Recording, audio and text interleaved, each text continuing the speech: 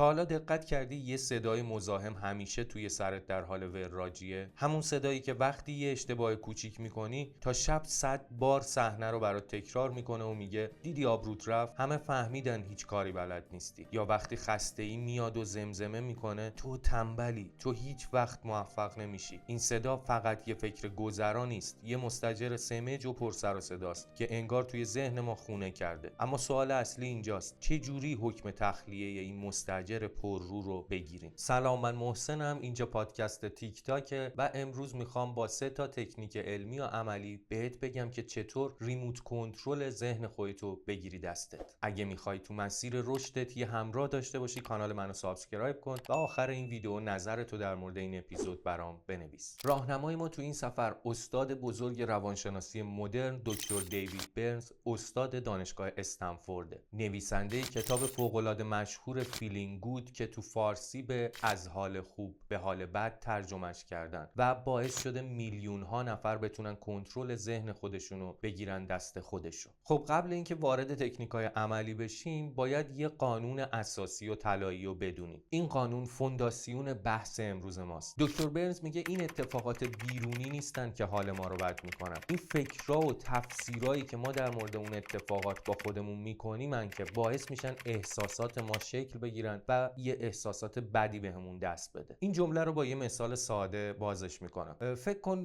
گوشیتو ورداشتی و توی تلگرام به دوستت یه پیامی دادی، باهاش یه کاری داشتی، یه پیام دادی، میبینی که اون پیامتو سین میکنه ولی بهت جواب نمیده. حالا اینجا بعد این اتفاق سین خوردنه و جواب ندادنه 2 تا داستان، 2 جور ماجرا پیش میاد که تو ممکنه یکی از اینا رو ورداری و اون مدلی فکر بکنی. داستان شماره 1 و فکر منفی اینجوری پیش میره. با خودت میگی ای وای، نکنه از دستم ناراحت شده، نکنه فلان روز اون حرفو بهش زدم بهش برخورده، خیلی بد شد، فکر کنم رفاقتمون کلا رفت زیر سوال، رابطمون با هم کلا خراب شد. احساسی که این داستان برات درست میکنه چیه؟ یه جور اضطراب میفته به جونت، یه جور نگرانی داری، یه جوری رفتی تو فاز غم و غصه، دپرسی.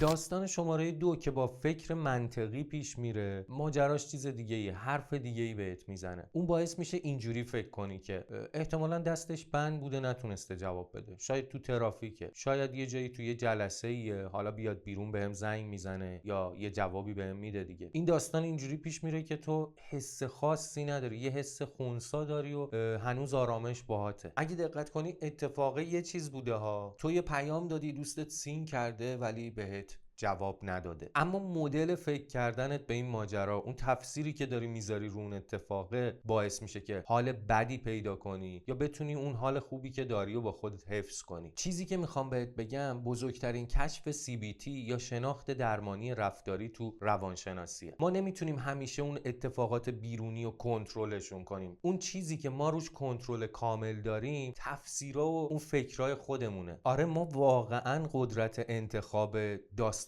دومو داریم. اون مستاجر مزاحم یه داستان نویس حرفه‌ای و خبره است که بلده فقط داستانای دارک بنویسه برامون، زندگیمون رو سیاه کنه. منتها ما میتونیم انتخاب داستان کنیم. این انتخاب برامون باقیه. حق انتخاب داریم که بیایم نوع داستان رو خودمون با شکل فکرمون انتخابش کنیم. یه داستان واقعی‌تر و منطقی‌تر قطعاً حال ما رو بهتر نگه می‌داره. حالا بریم سراغ لیست مجرمین تحت تعقیب این ماجرا. دکتر برنز توی تحقیقاتش متوجه شد که این فکرای منفی از ناکجا آباد یهو پیداشون نمیشه. اونا معمولا از یه سری خطای فکری یا خطای شناختی مشخص تبعیت میکنن. میدونی مثل حقه های یه شعبده باز میمونه که تو تا وقتی نمیدونی اون حقه چیان سرت انگار داره گرم میشه و باورت میشه که اون داره یه کارهای عجیبی میکنه، ولی به محض اینکه فرمولش بیاد دستت، به محض اینکه بفهمی داره چی کار میکنه پشت دست خودش، اونجا قضیه برات حل میشه، اونجا معما برات حل میشه، پازله چیده میشه. بعدش اتفاقی که میفته چیه؟ تو دیگه گول نمیخوری. حالا چند تا از این خطاها رو با هم بررسی میکنیم ببینیم ذهن ما بیشتر از کدوم یکی از اینا داره استفاده میکنه. حقه شعبده باز ذهن ما دقیقاً کدوم یکی از ایناست. خطای اول تفکر همه یا هیچه. یعنی تو دنیا رو سیاه‌سفید میبینی. یعنی کافیه یه موفقیت به دست بیاری تا خودتو برنده مطلق بدونی یا یه شکست کوچیک برات اتفاق بیفته تا به خاک سیاه بشینی. میدونی بعد این قصه کجاشه، بعدیش کجاش خوابیده؟ اینکه هیچ حد وسطی وجود نداره. تو 0 و 100، اون وسط هیچی نیست. فکر کن مثلا رژیم گرفتی و تو رو دعوتت کردن به یه مهمونی، اونجا خیلی اتفاقی تو یه تیکه کیک برمیداری میخوری، ذهن خطاکارت میاد باهات چیکار میکنه؟ اینجا شروع میکنه داد و بیداد کردن که دیدی تو 2000 نمیارزی، دیدی نمیتونی این رژیمو نگه داری، تو اصلا کی باشی که بخوای وزنتو بیاری پایین، تو کی باشی که بخوای خودتو کنترل کنی که مثلا فلان غذا رو نخورم، فلان رژیمو حفظ کنم. تو فقط بلدی گند بزنی به کارات. الان بهتره که ادامه بدی به خوردن کیک، زحمت نکش برای ادامه اون رژیمه. حالا تو میتونی با خودت بعد مهمونی تا چند روز و چند هفته گلاویز بشی که آقا این چه کاری بود من کردم، این فکر منفیه مثل خوره بیفته به جونت ولت نکنه، یا اینکه با خودت بگی آقا اتفاقی نیفتاده، من یه تیکه کیک خوردم، بعد مهمونیه تو اولین وعده برمیگردم به همون رژیم خودم. دومین خطا رو دکتر برنز بهش میگه تعمیم مبالغه آمیز. این یعنی تو میای یه اتفاق منفی رو برمیداری، ازش یه قاعده کلی میسازی برای همه زندگیت. تو این یکی خطای کلمه‌هایی مثل همیشه، هیچ وقت و همه زیاد ازشون استفاده میشه. فکر کن رفتی یه مصاحبه شغلی بدی، رد شدی، ذهن خطاکار میاد چیکار میکنه؟ برمیگرده بهت میگه بابا تو اصلا برای این ساخته نشدی، تو واسه چی اومدی مصاحبه بدی؟ هر وقت اومدی برای مصاحبه گند زدی به کارت، بهتره بری دنبال یه شغل دیگه بگردی. چرا اصلا میای مصاحبه میدی؟ تو هیچ وقت نمیتونی یه کار خوب پیدا کنی، همیشه وضع همین بوده. حالا اصل قضیه چیه؟ شکل منطقی این قضیه چجوریه؟ آقا من اومدم یه مصاحبه دادم، اصلا گند خورده توش، این یکی خراب شده، این ربطی به آینده مصاحبه های من و آینده شغلی و کاری من نداره. سومی فیلتر ذهنیه. بیا فکر کن یه عینک دودی زدی که اون عینک فقط چیزای منفی رو نشونت میده و برات بولدشون میکنه. تو رفتی بین همکارا توی جمعی 9 نفر آدم نشستین، 8 تا همکارت روبروتن، تو یه ارائه کاری داشتی، از اون 8 نفر 7 نفر دارن قربون صدقت میرن و میگن به به و چه چه، یه نفر اومده یه نقد کوچولو گذاشته رو کارت. حالا وقتی برمیگردی خونه، اون صدا منفیه میفته تو سرت، میفته به جونت، شروع میکنه یه سری چیزا رو به هم میبافه که باعث میشه تو فقط به اون یه نفری که ازت نقد کرد فکر کنی، شروع کنی تفسیر کنی که اینجای کار من چرا غلط بود که این بیاد ازم انتقاد کنه، میتونستم بهتر روش کار کنم. آره تو میتونستی اون ارائه رو بهتر انجامش بدی، میتونست هیچ نقصی نداشته باشه، البته اینم توش هماست، اینا همش میتونسته. فکر منطقی چی به اون 7 نفر چی؟ اون 7 نفری که کلی ازت تعریف تمجید کردن چی؟ ولی 7 نفرم ازت تعریف کردن، 7 نفرم 7 تا نکته مثبت از این ارائهت بهت بازخورد دادن. دکتر برنز به خطای چهارم میگه فاجعه سازی. این یعنی ورداشتن یه نگرانی کوچولو و اونو تبدیل به یه نسخه آخرالزمانی کردن. اینجا اونجاییه که تو همیشه منتظر بدترین اتفاقی. فکر کن یه شب بچت یکم دیر کرده که برگرده خونه، وقتی ذهن خطاکارت داره هولت میده به سمت این نسخه فاجعه سازی، این اتفاق میفته که تو به این فکر نمی‌کنی شاید بچم تو ترافیک مونده، به بدترین اتفاق میری فکر می‌کنی، میگی نکنه تصادف کرده، نکنه دیر کرده اتفاق بدی افتاده، مثلا سوار اسنپ شده یکی دزدیدتش. اینجوریه که تو اون تایمی که بچت هنوز برنگشته خونه، آقا پسرت یا دختر خانم گلت برنگشته خونه، تو به خدا رسیدی، ضربان قلبت رو 1000 بوده، به 1000 جات فشار اومده، وقتی هم که بچه برگرده دیگه وا مصیبت‌ها. پنجمین خطا بایدهای اجباریه. اینجا تو برمی‌داری یه سری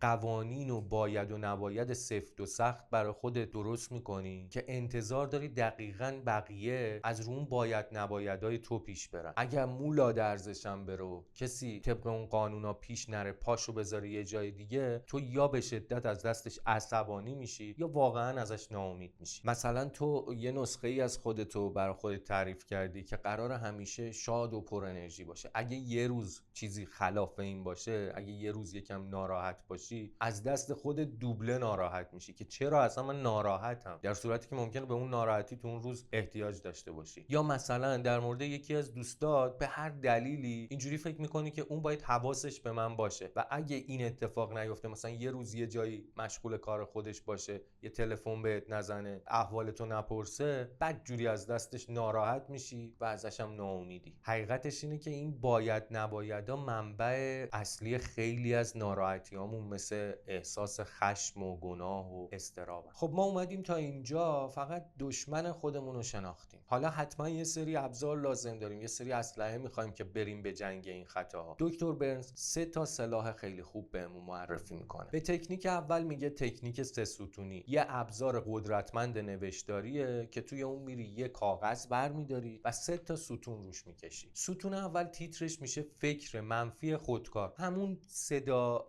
مزاحمه، همون مستاجر مزاحمه، اون چیزی که داره بهت میگه رو تو این ستون مینویسی. اون جمله منفی که داره هی تو کلت مرور میشه رو میای تو این ستون مینویسی. مثلا اون چیه؟ من هیچ وقت نمیتونم یه فوتبالیست خوب بشم. تو ستون دوم تو تیترش اون خطای شناختی رو مینویسی، نوع خطا. میری با خودت فکر میکنی که این فکر منفی که داره بهم میگه من هیچ وقت فوتبالیست نمیتونم بشم، یه فوتبالیست خوب نمیتونه از من در بیاد، از کدوم یکی از اون لیستی که تا اینجا با هم بررسی کردیم تو خطا داره سرچشمه میگیره؟ تفکر همه یا هیچه، فاجعه سازیه، یا مثلا مبالغه تعمیم پذیره؟ کدوم ایناست؟ یا شاید مثلا جمع 2 تا 3 تا از اینا باشه. اونو تو این ستون مینویسی. ستون سوم جای جواب منطقیه. اینجا تو نقش وکیل مدافع خودتو بازی میکنی. میری یه سری سند و مدرک و شواهد جمع میکنی تا از خودت بتونی دفاع کنی در مقابل اون فکرای منفی، بتونی بهشون حمله کنی و این بازی رو ازشون ببری. مثلا یه همچین وضعیتی که با خودت میگی شاید این پروژه سخته، شاید 1000 تا اما اگر توشه، ولی اصلا معنیش این نیست که من اصلا نمیتونم انجامش بدم. این همون خطای شناختی همه یا هیچه. من قبلا پروژه های سخت‌تر از اینم انجام دادم. شاید حالا مثلا تو این یکی به کمک احتیاج داشته باشم، یا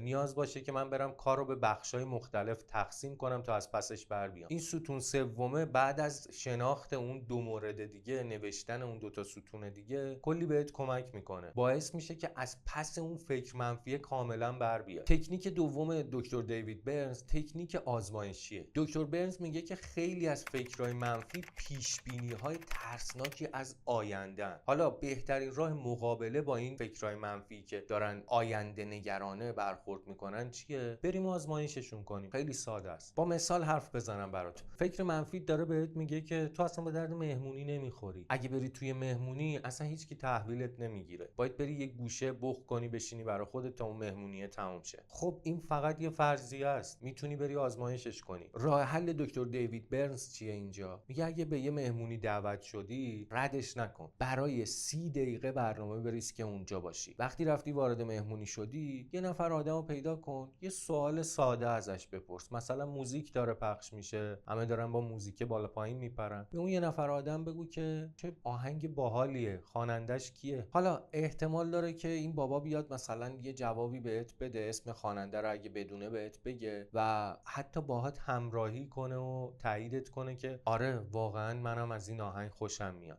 حتی ممکنه یه تایم زیادی از اون 30 دقیقه‌ای که با خودت بستی برای این مهمونی و با این آدم بگذرونی. به هر حال تو بعد این 30 دقیقه برمیگردی خونه و این مورد آزمایش شده رو حالا بازبینیش میکنی. به احتمال 99% اون فاجعه‌ای که فکر میکردی قرار اتفاق بیفته اصلا اتفاق نیفتاده. آره واقعیتش این بوده که تو از اون آدم یه جواب گرفتی، باهاش دمخور شدی، باهاش همکلام شدی، بهت اسم خواننده رو گفته، یا حتی اگه نمیدونسته باهات همراهی کرده که باهات موافقم، مثلا این آهنگ خوبیه، باهاش وقت گذروندی. پس اینجا یه آزمایش ساده همینقدر بهت کمک میکنه. تکنیک سوم روش نظرسنجیه. بعضی مواقع ما اونقدر توی فکرهای منفیمون غرق میشیم، اونقدری همه چی محو میشه برامون که انگار قرار نیست واقعیت رو بتونیم ببینیم. اینجا بهتره که از بقیه، از مثلا دوستامون، همکارامون به عنوان یه آینه استفاده کنیم. اون فکر منفی داره بیخ گوشت وزوز میکنه که اون اشتباهی که تو جلسه کاری امروز کردی خیلی فاجعه بود، گند زدی به کارت. حالا همه همکارات قراره تو رو به عنوان یه آدم احمق بی سواد بشناسنه. این فکر میفته به جونه، داره روح تو مثل خوره میخوره. اما تو یه راه حل خیلی خوب داری. تلفنتو وردار، گوشیو وردار، زنگ بزن به 2 تا دونه از همکارات که بهشون اعتماد داری. ازشون بپرس، بهشون بگو که واقعا فکر میکنین اشتباه بزرگی کردم، اون حرفی که زدم یا اون کاری که کردم خیلی فاجعه بود. الان